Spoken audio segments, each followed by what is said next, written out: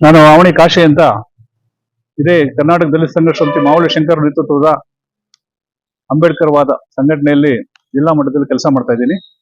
ಹಾಗಾಗಿ ಈ ಒಂದು ಕಾರ್ಯಕ್ರಮ ರಾಜ್ಯ ಮಟ್ಟದ್ದಾಗಿದ್ದು ಇಡೀ ರಾಜ್ಯಾದ್ಯಂತ 224 ಶಾಸಕ ಕಚೇರಿಗಳ ಮುಂದೆ ಅಂದ್ರೆ ತಾಲೂಕುಗಳ ಕಚೇರಿ ಮುಂದೆ ಏಕಕಾಲದಲ್ಲಿ ಒಂದೇ ದಿವಸ 18ನೇ ತಾರೀಕು ಕಾರ್ಯಕ್ರಮವನ್ನ ರಾಜ್ಯ ಸಮಿತಿ ಹಮ್ಮಿಕೊಂಡಿರುವುದನ್ನು ನಾವು ಸ್ವಾಗತಿಸ್ತೀವಿ. ಕಾರಣ ಅಂತ ಹೇಳಿದ್ರೆ ಅನೇಕ ಬಾರಿ ಎಷ್ಟೋ ಸಲ ಭೂಮಿಗೂ ಮನುಷ್ಯನಿಗಿರ್ತಕ್ಕಂಥ ಸಂಬಂಧಗಳು ಅದನ್ನ ಯಾರು ಕೂಡ ಅಲಗಲಿಯಕ್ಕಾಗಲ್ಲ. ಯಾಕಂತ ಹೇಳಿದ್ರೆ ಭೂಮಿ ಸಮಸ್ಯೆ ನಿರಂತರವಾಗಿದೆ. ಕಾರಣ ಅಂತ ಹೇಳಿದ್ರೆ ಈಗ ಬೆಲೆ ಬೇಕಾಗುತ್ತೆ, ಜನಸಂಖ್ಯೆ ಬೆಳೆಯುತ್ತೆ, ಆದರೆ ಭೂಮಿ ಬೆಳೆಯೋದಿಲ್ಲ ಮತ್ತು ಹರಳೋದಿಲ್ಲ. ಹಾಗಾಗಿ ಈ ಭೂಮಿ ಮೇಲೆ ನಾವು ನಿರಂತರವಾಗಿ ಹೋರಾಟ ಮಾಡಿಕೊಂಡೇ ನಾವು ಬರ್ತಾ ಇದ್ದೀವಿ. ಈ ಹಿನ್ನೆಲೆಯಲ್ಲಿ ಅನೇಕ ಮಂದಿ ಸಮಾಜ ಸುಧಾರಕರು ಕಳೆದ ಒಂದು ದೇವರಾಜ ಎಂಬತಕ್ಕಂಥ ಮುಖ್ಯಮಂತ್ರಿ ಆಗಿ ಈ ಒಂದು ರಾಜ್ಯದಲ್ಲಿ ಹರಿದಾಡ್ತಕ್ಕಂಥ ಸಂದರ್ಭದಲ್ಲಿ ಭೂಮಿತಿ ಕಾಯ್ದೆಯನ್ನು ತಂದರು ಮತ್ತು ಉಳುವವನೇ ಭೂಮಿ ಅಂತಕ್ಕಂಥ ಒಂದು ಕಾನೂನನ್ನು ಜಾರಿಗೆ ತಂದರು. ಬಟ್ ಆ ಕಾಲದಲ್ಲಿ ಎಮರ್ಜೆನ್ಸಿ ಪೀರಿಯಡ್ 77, 78, 90 ಸಂದರ್ಭದಲ್ಲಿ 80 ಸಂದರ್ಭದಲ್ಲಿ ಬಸವಲಿಂಗಪ್ಪ ಮತ್ತು ಎನ್ ರಾಜಯ್ಯರವರು ದಲಿತ ಮಂತ್ರಿಗಳಾಗಿದ್ದು ಬಹುತೇಕ ರಾಜ್ಯಾದ್ಯಂತ ಅನೇಕ ಮಂದಿಗೆ ಸುಮಾರು ಲಕ್ಷಾಂತರ ಎಕರೆ ಜಮೀನನ್ನ ಅವರು ಮಂಜೂರು ಮಾಡುವಂತ ಒಂದು ಕೆಲಸವನ್ನು ಮಾಡಿದ್ರು. ಹಾಗಾಗಿ ಆ ಸಮಸ್ಯೆ ಅವರು ಸತ್ತ ನಂತರ ಬಂದಂತ ಅನೇಕ ಸರ್ಕಾರಗಳು, ಕಾಂಗ್ರೆಸ್ ಆಗ್ಬೋದು, ಬಿಜೆಪಿ ಆಗ್ಬೋದು, JDS ಆಗ್ಬೋದು, ಯಾರು ಕೂಡ ದಲಿತರ ಪರವಾಗಿ ಜಮೀನು ಕೊಡಬೇಕು ಎಂಬತಕ್ಕಂಥ ಇದನ್ನ ಯಾರು ಅದನ್ನು ಯೋಚನೆ ಮಾಡಲಿಲ್ಲ.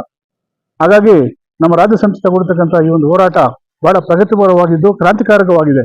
ಈ ರಾಜ್ಯದಲ್ಲಿ ಯಾವುದೇ ಒಂದು ಚಳವಳಿ ಎಷ್ಟೇ ಗುಂಪುಗಳಾಗಿರ್ಬೋದು, ಆದರೆ ನಮ್ಮ ಅಂಬೇಡ್ಕರ್ ವಾದ ಚಳವಳಿ ಈ ಒಂದು ಬದಲಾವಣೆ ಕ್ರಾಂತಿಕಾರಕವಾದಂತ ಒಂದು ನಿಲುವನ್ನ ತಗೊಂಡು ಇಡೀ ರಾಜ್ಯಾದ್ಯಂತ ಏಕಕಾಲದಲ್ಲಿ ಒಂದು ಕಾರ್ಯಕ್ರಮ ಹಮ್ಮಿಕೊಳ್ಳೋದು ಅಂತ ಹೇಳಿದ್ರೆ ತಮಾಷೆ ಮಾತಲ್ಲ. ಆದ್ರೆ ಎಲ್ಲ ಸಂಘಟನೆ ತಾಲೂಕು ಇರೋ ಕಾರಣದಿಂದಲೇ ಅವರು ಈ ಕಾರ್ಯಕ್ರಮವನ್ನ ತಗೊಂಡಿರೋದು. ಇದಕ್ಕೆಲ್ಲ ಈಗಾಗಲೇ ಒಂದು ಹೊತ್ತು ಮಾತುಕತೆಯಲ್ಲೇ ಕಾರ್ಯಕರ್ತರು ನಡೆದಿದೆ.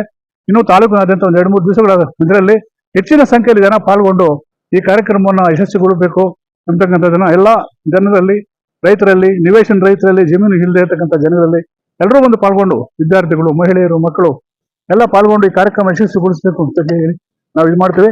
ಇನ್ನೊಂದೇನಂದ್ರೆ ಇವ್ರ ಜೊತೆಗೆ దుక్కి దున్ని మొక్క నాటి మొక్కకు నీరు పోసి పుట్ల కొద్దీ పంట తీసి వస్తులున్నారెందుకో అన్నలో కూలెన్నలో మా మాట వినారెందుకో అన్నలో కూలెన్నలో వస్తులున్నారెందుకో అన్నలో మా మాట వినారెందుకో భూమి లేనిదే బువ్వ లేదు, బువ్వ లేనిదే బతుకు లేదు, భూమి లేనిదే బువ్వ లేదు, బువ్వ లేనిదే బతుకు లేదు, భూమి నీకు దక్కితే అన్నలో కూలెన్నలో, భూమి నీకు దక్కితే నీ బాధలన్నీ పోవురో, భూమి నీకు దక్కితే బాధలన్నీ పోవురో.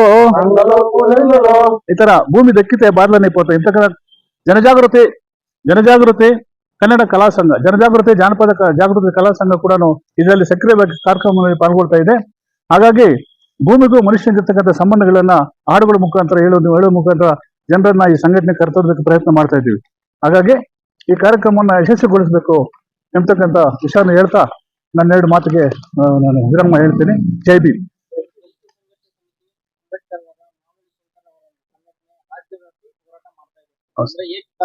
ಹೌದು.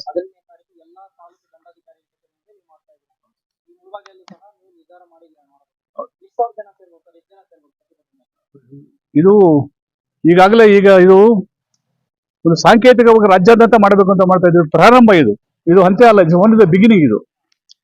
ಇನ್ನು ಇದಾದ ನಂತರ ಸಮಸ್ಯೆಗಳು ಬಗೆಹರಿದಿದ್ರೆ ಅವ್ರಿಗೊಂದು ಗಡುವು ಕೊಟ್ಟು, ಒಂದು ನಿಗದಿತ ಸಮಯ, ಒಂದು 15 ದಿವಸ, 1 ತಿಂಗಳು ಸಮಯ ಕೊಟ್ಟು ಆ ಸಮಸ್ಯೆಗಳು ಬಗೆಹರಿದಿದ್ರೆ ಮತ್ತೆ ನಿರಂತರವಾಗಿ ಕಾರ್ಯಕ್ರಮಗಳನ್ನ ಭೂಮಿ ಸಿಕ್ಕುವವರೆಗೂ, ದಲಿತರಿಗೆ, ನಿವೇಶನ ರೈತರಿಗೆ ಜಮೀನು ಸಿಕ್ಕುವವರೆಗೂ ನಾವು ನಿರಂತರವಾಗಿ ಹೋರಾಟ ಮಾಡ್ತೇವೆ ಅಂತಕ್ಕಂಥ ಮಾತನ್ನ ನಾವು ಹೇಳೋದಕ್ಕೆ ಇಷ್ಟಪಡ್ತೀವಿ.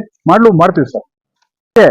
ಜನಪರವಾದಂತಹ ಅನೇಕ ಸಂಘಟನೆಗಳಿದ್ದಾವೆ, ಪ್ರಗತಿಪರರು ಮತ್ತು ದಲಿತ ಚಳುವಳಿಗಳು, ರೈತ ಸಂಘದವರು, ಅನೇಕ ಮಂದಿ ಪ್ರಗತಿಪರ ಚಿಂತಕರು ಇದ್ದಾರೆ.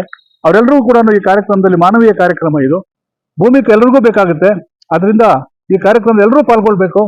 ಪಾಲ್ಗೊಳ್ಳೋ ಮುಖಾಂತರ ಕಾರ್ಯಕ್ರಮ ಯಶಸ್ವಿಗೆ ಕಾರಣರಾಗಬೇಕು ಅಂತೇಳಿ ಅವ್ರಿಗೆ ಆಹ್ವಾನ ಮಾಡ್ತಾ ಇದ್ದೀವಿ.